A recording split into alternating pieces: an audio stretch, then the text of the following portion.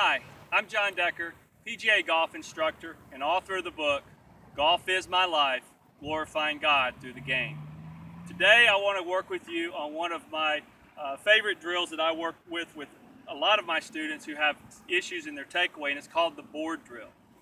When you look at the golf swing, you want to start your golf swing with the back and shoulders. If I were to take a piece of string and put it here on my sternum and go all the way around my rib cage, that string where my rib cage is where I start my golf swing. It is a motion where I power my swing in the beginning with my back and shoulders, just like that. When I do this, it moves my arms. And when my arms move, the club moves. And when the club moves, the wrist moves. This sequence is called the kinetic chain. Just like when I throw a ball, my body moves first, the arm moves second, my wrist will move third. I do it in that sequence. Many of my students, when they hold their club, they move their hands first, or they move their arms first. And this breaks down that sequence. And when you break down the kinetic chain to either using your hands or using your arms, your club face moves around. And when your club face moves around, you hit the ball in different directions. What we want to learn how to do is control this club face with this. And so a great way to do this is with the board drill. Now what the board does is the board provides resistance. So it keeps me from manipulating the club in the beginning of my swing.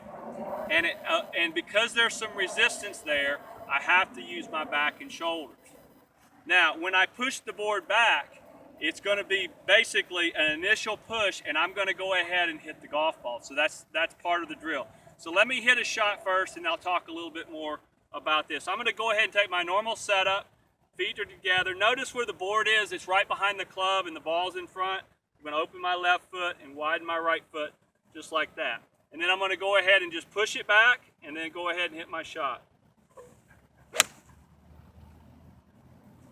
Now, when I push the board back, the first thing that I want to notice is that board went back a little more than I would have liked. It went closer to 3 o'clock. If this is, from my perspective, I'm looking at the board at 6 o'clock.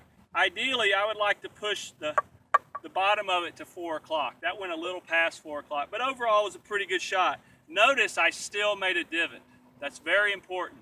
Even though I'm doing this drill, I'm making a divot.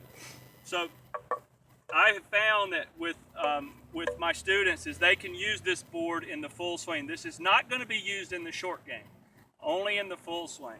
And you can do it with an iron, which is what I would recommend doing. And the first couple of times you do it, I would just push it back without a ball, just kind of like this, right there. See how I'm just using my back and shoulders to push it back, and that went to 4 o'clock, which is right where I want it. If I do this, see, that's too much. I've pushed it too much. I would also do this drill only on grass. I have seen students try this drill on indoor mats, and unfortunately, because there's not as much resistance with the mat, the board can turn around too much, and then it could be dangerous, hitting it on the way down. So I would really use this to do on grass only. And the length of this board is 3 feet. It's just a regular 2x4, but it's cut in a 3-foot length. So that's the length that you would want to use. But this is a great drill if you have problems in the initial part.